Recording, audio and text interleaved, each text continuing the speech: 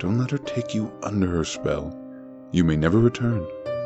Still, her words flow, capricious yet seductive, a quiet stealer of kindness, compassion, and happiness. When that time arrives to finally acknowledge that sad, unrequited truth, to tear oneself away from its grasp, to escape, will you feel a sense of literal freedom?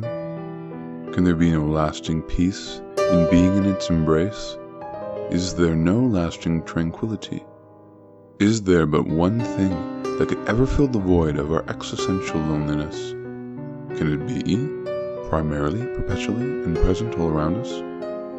Is it quintessentially a powerfully deep spiritual phenomena with which one cannot wield power over, for it comes and goes of its own accord, and if not properly devoted with time, energy, and passion, can it suddenly leave? Can what ultimately drags us into the darkness that life can suddenly spring upon us? Can it be simply a lack of this at the crux, a missing of it? When we are angry, emotional, and judgmental, is it our pain that is speaking and our anger, which is not of us, but a lacking of it? Can love, that everlasting healing force of the human condition, be the divine power to starve off that darkness, which is forever stalking our every breathing movements? For with it, are we our mighty, and without it, are we our vulnerable? Even though love can drive one to the brink of one's limitations, should one always keep chasing it? Since a life without it can lead to a life of loneliness serving darkness, a stealer of kindness, compassion, and happiness, but with it, so much more glorious light. Love comes in many forms, people, animals, and even hobbies. Find one that suits you, and if you have already. She's seducing your mind, isn't she? Be careful.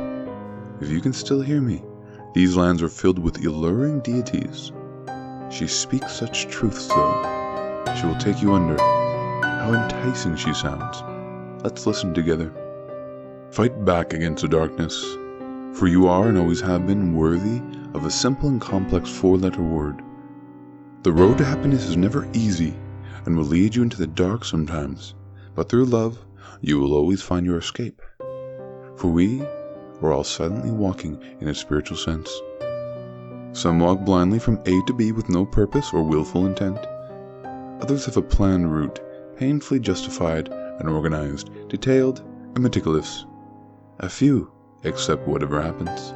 The point is, we all silently walk spiritually, approaching bridges of challenges we must cross to find a kind of renewal through doing so, a form of catharsis, and from it grow. We can bravely walk across alone with family and friends, or choose instead to be carried across by a hustling and indifferent crowd. By encountering the many bridges we must cross alone with a family member or true friends, can we help ourselves to find a kind of salvation? But to follow the crowd, could we lose too much? Every soul walks silently by day and by night, and must tremble inwardly with exhilaration at the thought of achieving a degree of happiness. Many old souls could tell you a secret if you inquired. A soul which remains shackled within the chains of opinion of others and the fear of change will always be searching. To truly embrace and find happiness, you must be true to yourself. A life of hopeless and meaningless could transpire if one does not find the courage. We are all silently walking in a spiritual sense. Do you walk alone, with family members and true friends, or simply follow the crowd? Do you want to come with me to lands unseen and bare? A question layered with multiple outcomes. You must always choose, for you are always walking. Who do you walk with? I think you sometimes walk alone, with family and friends, but within the crowd. You could sometimes lose your voice, or walk with me forever. Still unsure? She's now sat up on your lap, holding the soft of your neck as she stares deep within the pools of delight. Who do you walk with?